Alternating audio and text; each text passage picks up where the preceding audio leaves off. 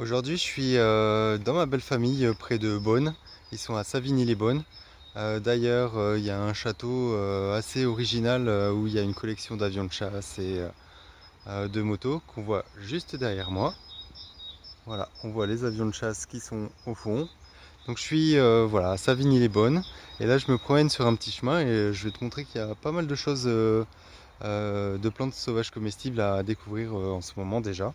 Là, je viens de faire une trentaine de mètres. Tu vois, je viens du fond du chemin là-bas. Et en fait, il y a plein de choses à manger. J'ai vu sur une petite surface. Donc, je vais te montrer ça tout de suite. Donc là, tu vois déjà, on a déjà du pissenlit qui est juste ici. Là, les fleurs sont en train de s'ouvrir. Donc les fleurs, c'est une forme un peu particulière. C'est de la famille des Astéracées. Il va y avoir une fleur, on pense que c'est une seule fleur, mais en fait c'est plein de petites fleurs différentes. Il y a celles qui sont à l'extérieur qui sont ligulées, donc on voit, hein, c'est celles qui ont une ligule, ça s'appelle, c'est une genre d'excroissance qui ressemble à un pétale. Et à l'intérieur, on a les petites feuilles, les petites fleurs, pardon, qui vont permettre la pollinisation et nous donner ces jolies petites fleurs sur lesquelles on aime bien souffler quand elles sont en graines. Juste à côté, il y a pas mal de benoîtes urbaines aussi, donc c'est cette petite plante là, enfin petite pour l'instant mais qui va finir par grandir. Voilà, juste ici, on reconnaît ses feuilles très particulières. Là, elle va commencer à fleurir, on voit déjà une tige florale qui est en train de s'élever. Là également. Et donc voilà la feuille, hein. Je te montre la feuille, une forme assez particulière, facile à retrouver. Elle a l'habitude de pousser dans les endroits un peu sombres. Et du coup, cette plante a des racines qui vont sentir le clou de girofle. Et du coup, ça peut être super intéressant pour aromatiser un dessert ou pour aromatiser voilà, une infusion, quelque chose comme ça. Ensuite, alors je vais te faire aussi découvrir un peu le lierre parce que des fois, le lierre, il est assez particulier. Il a des feuilles qui sont de formes différentes selon où elles se trouvent. Là, tu vois, par exemple, les feuilles sont vraiment bien pleines. Alors que si on regarde plus sur le sol, les feuilles vont être plus dentées, tu vois, un peu plus découpées que celles qui sont au-dessus. Tu vois, là, elle est beaucoup plus ronde. Alors pourquoi la plante s'adapte à la luminosité en fait. Toutes celles qui sont à proximité du sol, elles vont être réduites parce qu'il n'y a pas énormément de lumière et que du coup ça va lui faire dépenser beaucoup d'énergie à évacuer l'eau. Et donc du coup, tout ce qui est pas trop en contact avec la lumière, comme celle qu'on voit au sol là, tu vois, toutes celles-là qui sont assez, assez découpées, et ben quand elles vont avoir plus de lumière, elles vont devenir beaucoup plus rondes. Et on voit, plus on monte, tu vois, celle-là elle est beaucoup plus ronde aussi. Et plus on monte, et plus on voit que les feuilles sont pleines, hein, plutôt que découpées. Donc ça c'est pour maximiser la photosynthèse que la plante s'est développée. On retrouve ce mécanisme chez différentes plantes encore, hein. Notamment des plantes tropicales ou des choses comme ça, mais même en France, hein, on voit les feuilles qui sont plus au sol, à l'ombre, elles vont être beaucoup plus découpées pardon, que celles qui sont en plein soleil. Bon, là tu vois par exemple celui-ci il est là, qui est en plein soleil, et on voit les feuilles elles sont bien rondes, bien épaisses, bien grandes, comparées aux petites qui sont juste ici à l'ombre, qui sont beaucoup plus découpées. Ensuite, j'ai vu aussi de la cardamine hirsute que je t'ai déjà présenté dans un de mes articles. Donc elle est juste là, elle est en fleurs. C'est cette toute petite plante qui, d'ailleurs, là quand on la touche, il y a les graines qui commencent à sauter. Donc cette petite plante là, elle a un super goût dans les salades et tout, c'est un petit goût de chou, c'est assez sympa. Ensuite, je viens de voir là une petite tige de gaillet gratteron. Donc celui-ci on reconnaît parce qu'en fait il a les feuilles verticillées. Ça veut dire que les feuilles elles sont tout autour de la tige, comme tu peux le voir là-dessus. Et pour reconnaître le gaillet gratteron, déjà sa tige est anguleuse, il y a 4 côtés, et ensuite il accroche. En fait, quand tu le caresses, tu sens qu'il accroche sur toi. D'ailleurs, tu peux t'en servir pour faire des petites broches végétales ou des choses comme ça. Hop. Donc ensuite, je vais faire une petite pause, je vais avancer. Je vais faire quelques pas et puis on va retrouver d'autres choses. Et ben, on est devant une belle prairie avec plein de primes vert coucou. Il y a aussi pas mal de lamiers pourpres. Donc voilà, là il y a tout ce qu'il faut pour faire un super repas ce midi. Je vois aussi là un petit peu plus près, il y a de l'ail des vignes qui pousse juste ici. Tu vois toute cette partie là, c'est de l'ail des vignes. Ça peut aromatiser aussi la salade. Je te remontre encore les feuilles de lierre. Là tu vois, elles sont plein soleil. Elles sont vraiment grosses comparées à des plus petites qu'on a vues auparavant. Hop. Donc là tu vois, il y a l'ail des vignes que je te montrais tout à l'heure, il est encore ici. Voilà, donc là il y a tout ce qu'il faut pour faire une bonne salade. L'ail des vignes, pardon, il va avoir tendance à pousser sur des sols secs, donc on le retrouve assez facilement le long des chemins. C'est assez facile à retrouver le long des chemins. Ensuite, on a la petite ficaire qui est juste ici. Alors ça c'est une plante qui fait partie d'une famille qui est potentiellement toxique. Donc le ficaire va pouvoir se manger, mais quand il est jeune.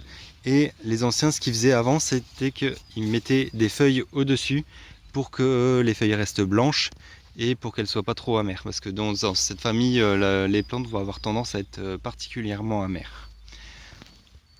Juste ici, tu as un fraisier des bois qui est en train de pousser. Il devrait pas tarder à donner des fleurs. D'ici 2-3 semaines, je pense qu'on va commencer à avoir les fleurs. Et du coup, ça va être une petite source de nourriture aussi prochainement pour manger des délicieuses fraises des bois. Il y a un petit peu de ronce ici qui pousse. Là, il y a une petite tige. Et la ronce, on peut la manger aussi. Donc il y a ces bourgeons foliaires qui sont juste là. Donc tu vois, il y a des petites aiguilles dessus, mais elles sont encore toutes molles. Hop, je recadre un petit peu. Donc voilà, ce petit bouton là, les aiguilles qui sont dessus sont encore toutes molles. Et donc là, à ce stade là, on peut encore le consommer sans problème. Et c'est assez neutre, ça va rapporter un petit peu de neutralité dans les salades par exemple ou dans les préparations. Ensuite, là, tu as une autre plante qu'on pourrait prendre pour de l'ail des ours. Celle-là surtout, on pourrait la prendre pour de l'ail des ours, mais ce n'est pas de l'ail des ours, c'est de la rome tachetée. Si tu regardes bien les nervures, elles ne sont pas parallèles. Voilà. Et après on voit sur les feuilles quand elles se développent, elles font des petites oreillettes juste ici. Et donc là on est sur la rome tachetée, on ne peut pas se tromper, ça c'est sûr. Si on fait attention à ces détails-là. Ensuite juste ici, on a une autre plante qui est assez connue en pharmaceutique, c'est du millepertuis perforé. Donc la particularité c'est que en regardant ces fleurs, ces feuilles à travers la lumière, on va avoir des petits points. Alors là ça va être assez compliqué avec le téléphone, mais voilà, je vous garantis que là moi je les vois déjà sans mettre au soleil. Donc avec cette plante on va pouvoir faire une petite huile macérée, donc l'huile va devenir complètement rouge. C'est comme ça qu'on sait qu'on est sur du millepertuis perforé. Il y a l'hypericine qui va s'infuser dans l'huile et qui va donner une couleur rouge à l'huile. Donc c'est un super huile anti-inflammatoire. On peut mettre sur les blessures, sur des choses comme ça, en fait sur les blessures et brûlures principalement, les piqûres. Et on va pouvoir aussi l'utiliser dans la cuisine. Ça n'a pas de saveur extrêmement puissante comme de l'huile d'olive ou des huiles comme ça un peu fortes, comme l'huile de lin par exemple. Mais ça peut apporter toujours quand même quelque chose de sympathique. Ensuite, juste à côté, on a les premières feuilles d'alière qui arrivent. Donc tu vois, elles sont en forme de cœur, tout arrondies et toutes crénelées sur le pourtour. Ça fait des dents mais très arrondies. Et ça donc, ça c'est top aussi, c'est comme l'ail des ours. En la froissant, on peut le sentir et ça sent bien l'ail. Donc si ça sent l'ail, c'est tout bon, on peut consommer. Donc c'est un bon moyen mémotechnique pour être sûr de ne pas se tromper. Ensuite, juste à côté, j'ai vu qu'il y avait la lampsane que j'ai perdue. Alors on va essayer de la retrouver, mais Bon, eh ben écoute, je coupe la vidéo et dès que je retrouve de la lampsane, je te montre ça. Alors là aussi il y a de la petite mâche que je t'ai déjà présentée dans un de mes articles sur trèfleetpissenlit.com. Donc là elle commence à fleurir, on voit les boutons floraux qui commencent à apparaître, donc là on peut encore la consommer jusqu'au moment où elle fleurit. Et voilà, et ça c'est vraiment top, c'est une super salade que tout le monde connaît, qui est vraiment très agréable. Ensuite, donc juste à côté, on a la fameuse lampsane, qui est juste ici, avec des feuilles assez particulières, assez facilement reconnaissables. Voilà, comme ça. Ça c'est une petite plante aussi de la même famille que le pissenlit. On va pouvoir la consommer en salade. Moi je préfère manger les jeunes feuilles parce que les feuilles plus âgées sont quand même beaucoup plus amères et bon, je suis pas fan du goût amer quand il est trop prononcé. Là tu vois on a encore du gaillet gratron à côté. On a un petit peu de lamier pourpre aussi juste ici. Et de l'autre côté on a les fameuses orties qu'on connaît vraiment tous très bien. Voilà, qui se consomment aussi sans problème. Alors quelque chose aussi à savoir sur l'ortie, c'est que c'est une plante qui aime beaucoup l'azote. Et du coup, on peut en retrouver facilement le long des chemins parce que y a les chiens qui urinent le long des chemins ou des murs. Donc du coup, il faut vraiment veiller à faire attention à où on cueille, voilà, pour éviter je ne sais quel risque, mais voilà, il peut y avoir des choses qui sont transmises par l'urine de chien, comme des produits chimiques qu'ils peuvent avoir dans leur alimentation, des pesticides ou des choses comme ça. Et puis bon, moi je préfère manger des orties qui n'ont pas poussé dans l'urine de chien, personnellement. Tu vois aussi donc sur le mur il y a de la mâche qui pousse aussi, donc c'est une plante qui va vraiment aimer les milieux secs et un peu restreints. Voilà, là il y en a encore une.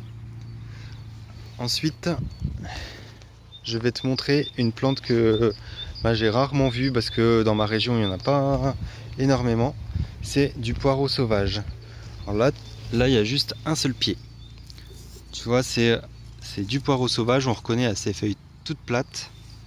Elles sont vraiment toutes plates les feuilles, comme du poireau classique, sauf que il est beaucoup moins gros que ce qu'on peut voir dans le commerce. Mais ça fait déjà quand même une belle petite plante. À côté, à pas confondre, c'est du chien-dent. Et là, il y en a un autre petit qui pousse. Voilà, donc le poireau sauvage. Voilà. Hop. Bon, je viens de faire une petite courte vidéo pour te montrer un petit peu ce qu'il y avait le long des chemins. Là, je suis en Bourgogne. Surtout pour te montrer que c'est facile de trouver des plantes sauvages.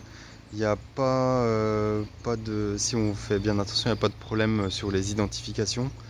Il y a des plantes qui sont particulièrement faciles à reconnaître, comme les lamiers pourpres, comment s'appelle, l'alière par exemple. Il y a aussi voilà, le millepertuis, l'ortie, voilà, tout ça c'est des plantes qui sont assez courantes et qu'on peut retrouver assez facilement partout. Et là, dernière chose, je viens de voir qu'il y a du lamier, hop, du lamier blanc. Voilà, et celui-ci on peut manger les petites fleurs. Là il est déjà en fleurs, moi chez moi dans l'est il n'est pas encore développé comme ça. Mais voilà, ça c'est un petit goût sucré. Je sais que quand on était enfant, on prenait les petites fleurs et puis on les suçait comme ça pour avoir le petit goût sucré. Voilà, et j'espère que cette vidéo t'a plu. Vous êtes nombreux à regarder ma vidéo et à pas liker ou abonner, donc si vous voulez me soutenir et si vous aimez mon contenu, n'hésitez pas à vous abonner à ma chaîne. Merci, à bientôt.